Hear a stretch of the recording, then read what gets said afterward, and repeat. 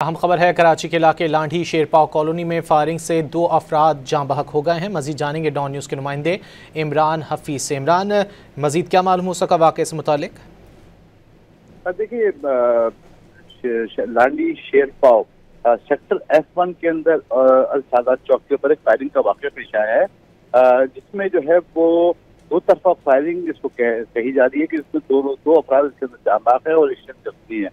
जो अभी तक जो बताई मालूमात जो हासिल हुई हैं कि अल-सादात चौक के ऊपर शाहजहां नामी शख्स अपने दोस्त के साथ वहां पर बैठा हुआ था। इस दौरान एक मुसल्लह शख्स आया, उसने शाहजहां के ऊपर गोलियां बरसा दी। शाहजहां के साथ बैठे शाहजहां के दोस्त ने जो है जवाबी फायरिंग जो है वो मुस्लिम के ऊपर करी।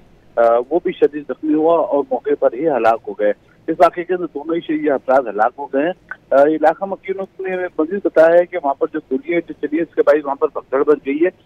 पुलिस इलाकाई जो है वहाँ पर पहुंच गई है और जायबा फोन इकट्ठे कर रही है।